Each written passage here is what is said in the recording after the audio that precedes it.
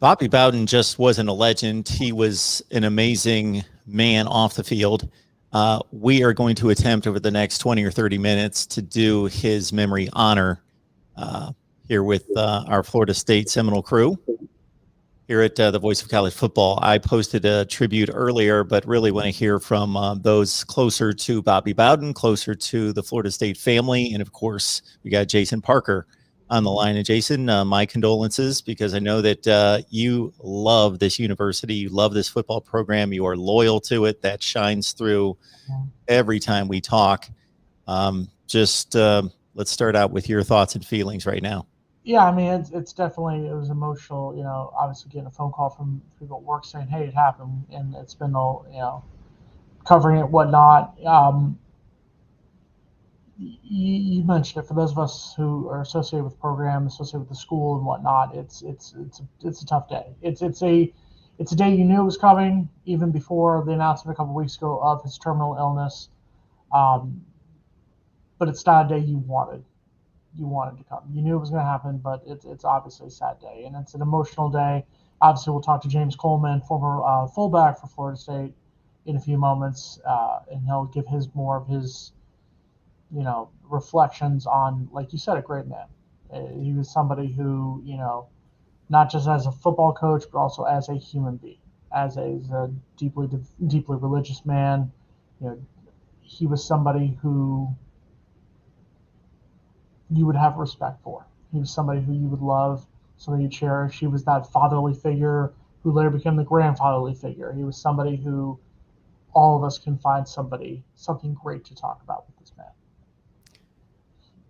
Jason, based on your many conversations with Florida State fans and then people outside of the Florida State family that just root for college football, whether this is more on the personal side or on the football side, what are some of those things that you think don't get as much recognition or appreciation for than they should?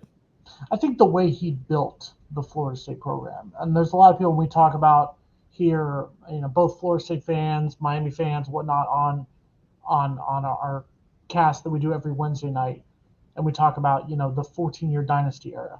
But remember, he was at Florida State for 34 seasons, and he was there for 11 seasons before that dynasty era built. And Florida State, let's just say it. Yeah, it had some success in the 60s under Bill Peterson, but for the most part, Florida State was not a good football program before Bobby Bowden got there. Florida State was a bad football program. Florida State had won a total of 4 games the 3 seasons before he got there. And so what he did, you talk about the Murderers Row schedule in 1981 when they went to, I believe it was Notre Dame, Ohio State, Arizona State, LSU, and I believe it was Nebraska. I believe those were the 5 games. He would play teams anytime, anywhere. And he built it up in his 4th season, 1979. It was undefeated. He played in the Orange Bowl. They played back-to-back Orange Bowls at that time, 1979, 1980. He was a man who built Florida State into what it is. There's a reason his name's on the stadium. They put it on while he was still coaching. He still coached 5 seasons after the field was named after him. Yeah, that's what he meant to Florida State. I think he doesn't get enough credit for that. I think he doesn't get enough credit for the things he did off the field. And there was stuff. There was the free shoes stuff in 1993. There was other issues. Obviously, he had 12 wins vacated because of a academic scandal later on in his coaching career. But these are guys that he brought players in. He brought people into the program, and they left with degrees. They became better men than they were when they first came into the program. He was somebody who made you proud. And like we talk about it here, politically, philosophically, religiously, I am much different than what Bobby Bowden was. But Bobby Bowden always had respect for that. And we had conversations about that. When I covered him for 2 years in Tallahassee, we would have conversations. Yes, he would disagree with you, but he would always have respect for you. That is what Bobby Bowden is. Bobby Bowden, I'm proud to have known Bobby Bowden off the field. I am proud as a Florida State fan, as a Florida State alum of what he did for our football program, but I am much prouder that I got to spend 2 years covering the man, Bobby Bowden the man, not just Bobby Bowden the coach, but Bobby Bowden the man. I think the consistent dominance gets underplayed because we live in a society, in a sports mindset that, okay, who won the Super Bowl? Who won the national championship? Who won the NBA championship? Whatever the sport, everybody else is discarded. And anyone who follows college football to any degree understands that because of the way national championships have been crowned throughout the years, there's a huge dispute, especially during the poll era, as to even the BCS era and even to today in regards to who is being given an opportunity. So for him to have brought that program from what you described in 1976, leaving West Virginia, coming to a program, yes, 4-29. And within a couple of years, they're playing the elites of college football. They're playing Oklahoma as top 5 teams in Orange Bowl games. And then later in the 80s, they started that run sometime in the 80s for those 14 consecutive top 5 finishes. That just astounds me. I still just kind of I just try to take that in. 14 consecutive seasons finishing in the top 5 in the nation. And you think about it, you look in that 14-year run from 1987 from 2000 to 2000, and yes, he had won 2 national titles, but you take a look at it. 1987, if not for a failed 2-point conversion in a 1-point loss to Miami, that's possibly another national title right there. You look in 1992, a missed field goal, wide right 2, missed field goal by Dan Mowry. If they make that field goal, they possibly tie that game and probably play for another national title. Maybe they're playing Alabama in the Sugar Bowl that season. You go further, the 2000 season, a wide right 3, and then you lose a game to Oklahoma in the Orange Bowl. Who knows what happens there if you make that field goal? In the 1980 season, you want to even go back there, they lose 2 games that season. They finished that year 10-2. A 1-point loss to Miami and a 1-point loss to Oklahoma in the Orange Bowl. You look at, and we've talked about a little bit before about where does Bobby Bowden rank as far as the great coaches.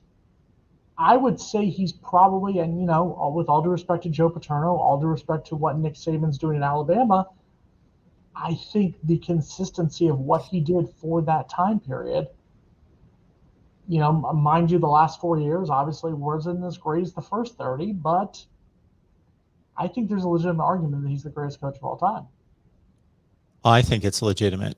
Yeah. I just posted a video a few minutes ago, and I didn't want to go into that part of it. I wanted to pay respect and memory and honor to his memory today, but I just made certain points that certainly could be discussed and debated at other times when it's not so poignant about the man and all that he was. We don't want to get into debates today, but yeah, people are going to first and foremost always go to the championship ledger, the how many Super Bowls did you win, how many national championships did you win, and for many people that's the end of the line.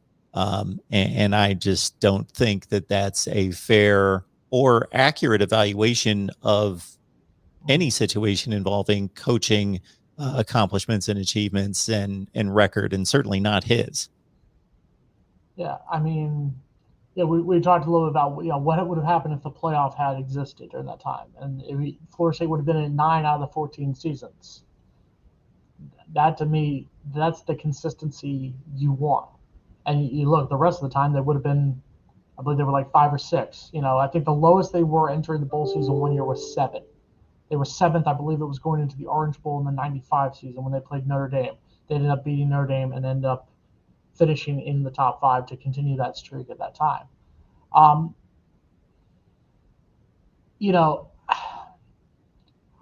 get it. He doesn't have the national titles that Saban does. He didn't have the longevity that, what Coach Paterno had at Penn State. And obviously the way the Paterno tenure ended at Penn State was much more scandalous than anything that happened in Tallahassee. All that being set aside, I just feel like the consistency of what he did. Penn State was a decent program before Joe Paterno got there. It still has maintained decency afterwards. Alabama was the tradition of Bear Bryant, was even the tradition of Gene Stallings and whatnot. So it wasn't like they went downhill. I just feel like you have to look at what Florida State was before Bobby Bowden got there. And I'm always make fun of it because that was the era that my parents were students at Florida State. But the seasons before, 1975, they were 3-8. 1974, 1-10. 1973, 0-11. You mentioned it, 3-3 and 29. I believe. Yeah, I apologize. 4-29. 4-29 in the 3 seasons before. Florida State was not good in football. Florida State had gone downhill very quickly after the Bill Peterson era. So, we've put into words before,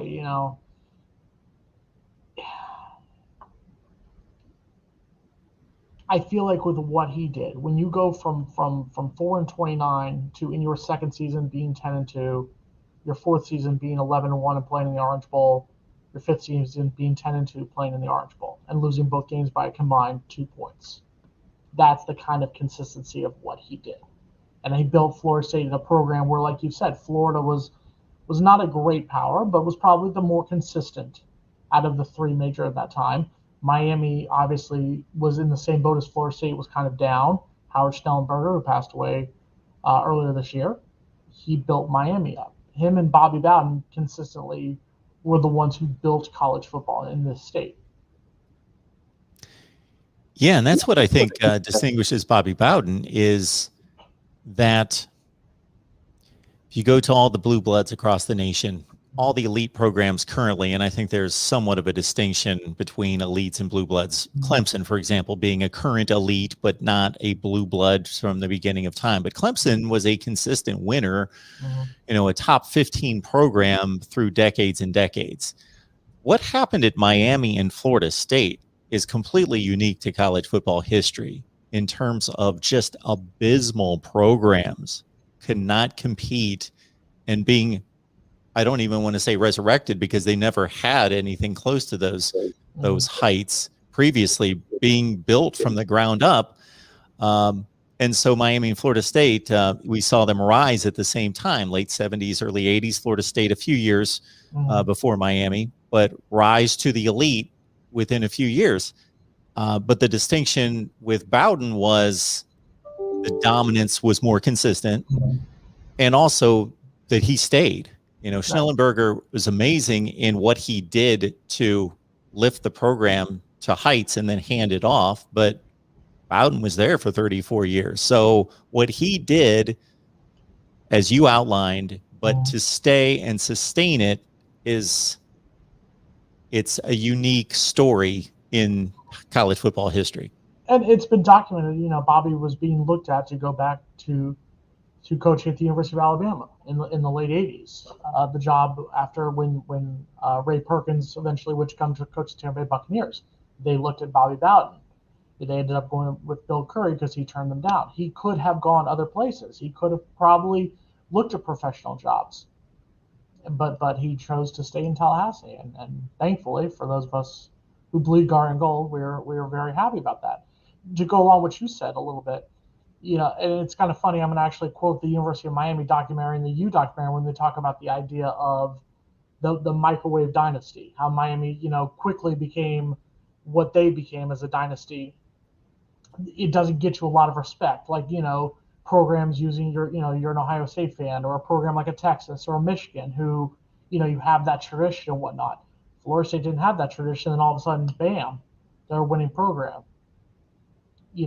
And that's what he did, is he built that into a winning program. So I will agree with you what you said earlier about kind of the underratedness of what he did over that time. I don't think that does get enough respect either. Before we go further, I actually do want to mention Florida State did release, and for any of the viewers who are in the Tallahassee area or are considering traveling up there, the Coach Bowden's body will lie in honor at the Florida Capitol Rotunda in the Capitol building Friday from 10 a.m. to 1 p.m. From 2 p.m. to 7 p.m., it will lie at the Moore Athletic Center located on the north side of the stadium, and that is open to the public. There will be a funeral service on Saturday, August 14th at 11 a.m. inside the Tucker Center, basketball arena on campus. That is open to the public. Doors will open at 9:30 in the morning. On Sunday, there will be an event on the campus of Samford University, where he graduated from 4 to 6 p.m. I'm not sure if that's 4 to 6 p.m. Central Time or Eastern Time. I believe it's Eastern Time because it's on the FSU website. So I would just check on that one before Bowden's body is buried in Trussville, Alabama. I assume at a family plot in Trussville. So that's the situation. Obviously, for those of you, if you are able to go, if you wanted, and families asking in lieu of flowers, to ask for charitable contributions being made to the Fellowship of Christian Athletes. Obviously, Coach Bowden was a devout Christian. If you want to donate to that organization in the name of Bowden family, go ahead. But if you're in Tallahassee or if you're in the state of Florida or whatnot, and you want to come out and honor Coach Bowden, that's what you should do. And if I can make it up there, I will try to make it up there. But I feel like that's what you guys got to do. Honor the coach. I haven't cried yet today. That's my thing. I feel like that's one of the things, like you talk about crying and emotional, you get emotional with these things. There's a lot to be sad about with Bowden, but I feel like you also have to recognize, there's the sadness that he's gone, but also, pardon the language, Mark, but damn, 91 years. Almost 92 years on this earth, and we joke about it, but I'm just trying to make it to 38 next month. It's one of those things where you have to respect him.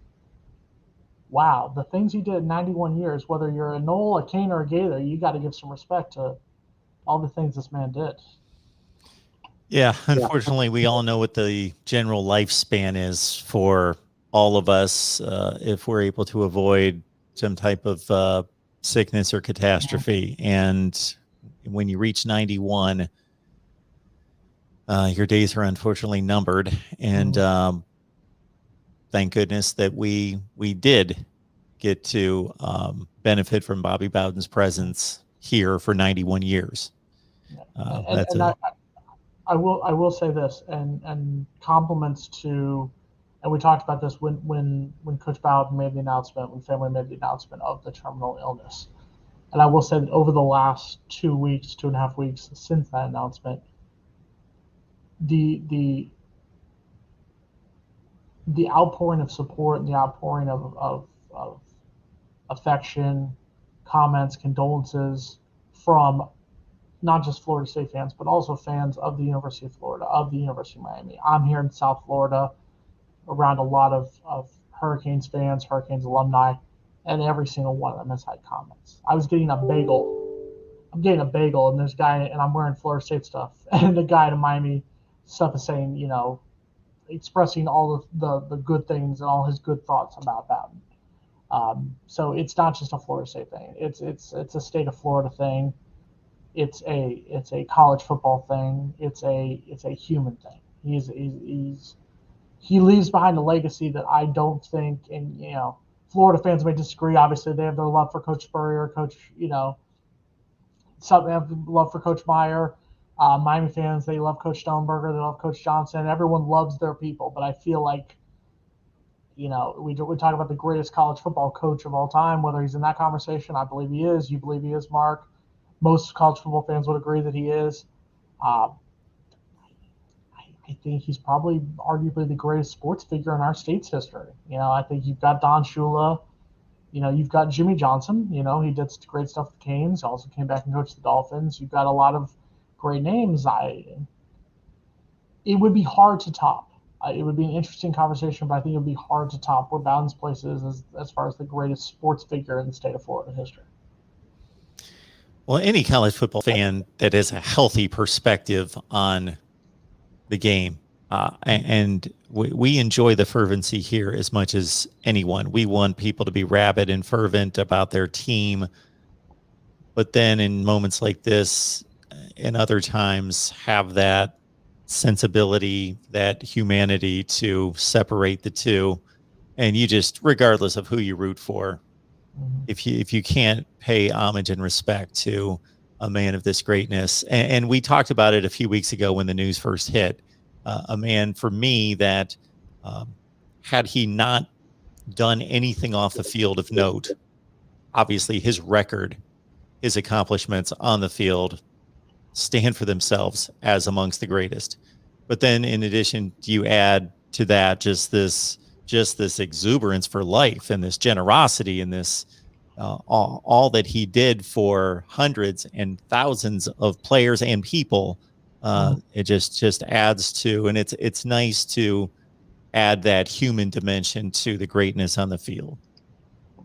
And we appreciate you giving us the chance, to give this forum here for him, because from a Jew from South Florida to grew up completely on the opposite spectrum, to have affection for a Southern Baptist 91-year-old devout Christian.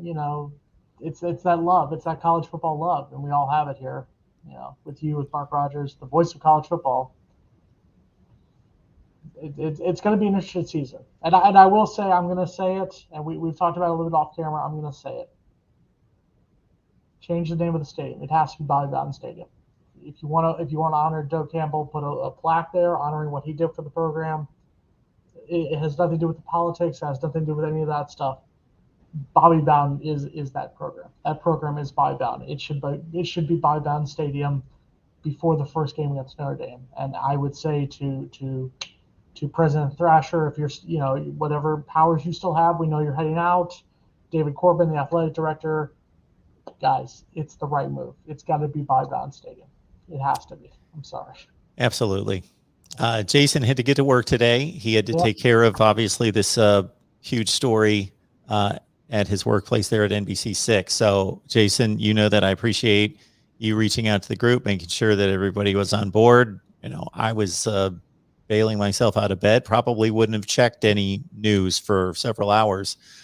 So, Jason, thank you so much for taking time out of what's been a busy day for you and an emotional day at the same time to give us your thoughts and feelings. And that I hope everyone that joins us on a regular basis to talk Florida State football, certainly, despite the debates and the disagreements, respects and appreciates your love for Florida State and your allegiance to the school and the football program and the university. Yeah, and I appreciate that, Mark. Thank you very much. And guys, fans, make sure you watch us on Wednesday at 6 o'clock. Logan Robinson from No Game Day will be with us. Hopefully James Coleman gets a chance to come join us. And spoiler alert, most of our hour will be talking about Coach Bowden. we joke that Mark and I come up with a format of the show. Mark, I think we're deciding that this Wednesday we will be talking a lot about Coach Bowden. So make sure you join us this Wednesday. We will definitely go through our life and our thoughts about Coach Bowden. He has absolutely earned it. Jason, we will let you get back to work. Thank you, Mark. We'll see you on Wednesday. Thank you. All right, Jason. All right, folks. Again, this has been our tribute to Bobby Bowden. I posted a video earlier with my thoughts and perspective on it. I didn't go deep into the football. I gave some points off the top in regards to his impact on the game of college football, his legacy, his accomplishments. I think there are a few points of argument there for another day, this not being the time and place for it. But there is an argument for Bobby Bowden as the greatest coach in the history of college football. There just is. I'm not saying that he is. I don't know that can be definitively stated that anyone is. I appreciate everybody's comments and questions. Again, we had hoped to have Big Game James Coleman on, but he had a few other responsibilities currently, and also had reached out to a few other Florida State media folks, but I gave them extremely late notice while we were still just here in the show. So this was all thrown together. So I appreciate everybody's flexibility and adaptability. We're churning out record predictions right now. Catch those when you can. Let me know what you think as we continue to release. I'm going to have to step it up, release 4 or 5 a day, I guess, to get them all in before the season starts. Thank you so much everyone, for your comments across the board. We have Chris chiming in about greatest coach to take the reins at West Virginia, 42-25. Last team was 9-3, I believe, in 1975. Don Nehlen, of course, had what would be determined by most as the greatest run at West Virginia. He was there a lot longer. FSU Bones, thank you so much for the endorsement there. Should definitely check out Mark's video he did earlier. Really well done. And those were just my thoughts. There was no preparation there. I just wanted it to come from the heart and combine the football with the human side. So thanks for that, FSU Bones. Matthew, Bowden was college football's granddad. He was always relatable to someone you wanted to be your grandfather. Yeah. And just for me, I can't think of many people in football that he just had this bigger than life personality. Now, there are strong personalities in football, of course, because you got a lot of alpha dogs out there in the coaching ranks, of course, but just more from a joyous standpoint, just seemed like he was always just gregarious, fun, embracing life. Certainly took the football seriously. You can't accomplish what he did and not take the football seriously, but he did most of it with a smile on his face. Incredible. Dennis Lopez is saying, I always remember the weekly interviews Bowden had on Dan Lebitard's show. Such a kind man and always had great stories to tell. Kane's family is sad today. Dennis, thank you so much for that classy comment there. As everyone else, Matthew, Phil, and Bobby Miller in here. Much respect and love for the late, great Coach Bobby Bowden. The Gators chiming in. George's dad's favorite coach. Rest in peace. Thank you for that, George. And I could just keep going and going and going. Appreciate everybody being here. Yeah, and we talked about this, not knowing when most of you joined the stream, but I outlined this most notably on the video that I posted. And that was part of Bobby Bowden's formula to get FSU recognized and discovered on the big stage was, I'm going to go play. We are going to show that we are prepared to play anybody, anywhere, and we know you're not going to come here. They played Nebraska on the road. They played Ohio State back-to-back years on the road. Notre Dame. Those schools wouldn't come to Tallahassee. LSU, Auburn. Even as late as 1991. As late as 1991, Florida State went to Michigan.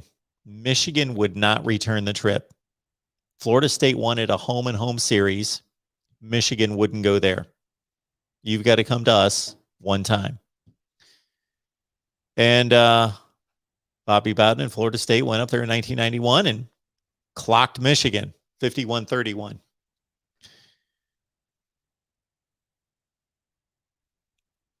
So all really good comments here. Appreciate that. Yeah, Chris, that's a great note there that I failed to mention. Bobby Bowden made it very apparent where his heart was when the Marshall tragedy took place in I always get this mixed up. Was it 70 or 72? I believe it was 1970. And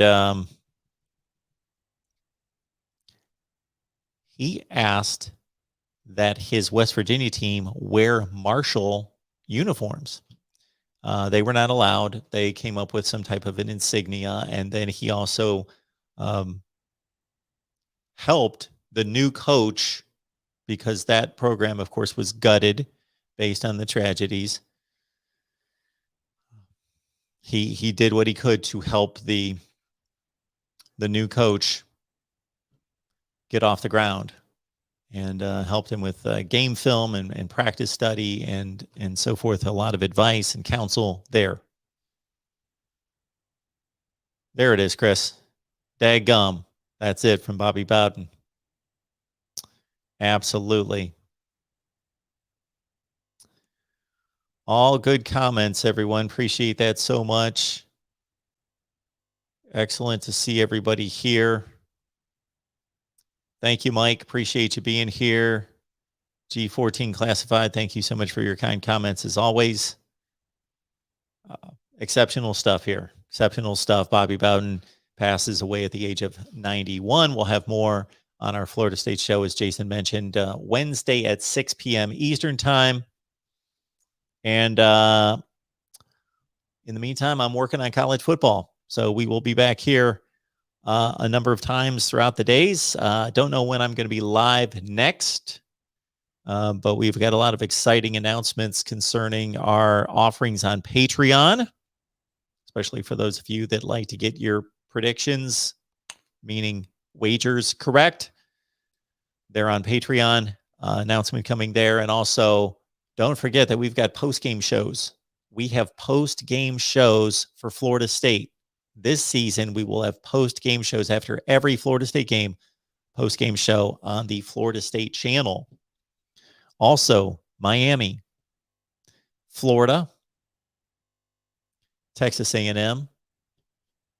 Who else? We're working on Ohio State, Michigan. We're working on Nebraska, Oklahoma. Notre Dame's lined up, Iowa, and a few others that we're still working on. So again, keep that in mind. Post-game shows here on the Voice of College Football, in addition to what we do here on a national scale with our live call-in shows on Saturday. All right. And again, we will be letting you know very soon what we've got coming your way on Patreon. Very exciting stuff. All right, folks, thank you so much for stopping by. Good to see everyone here. We appreciate all of you, and keep it locked in here at the Voice of College Football. Predictions coming your way and more. See you next time.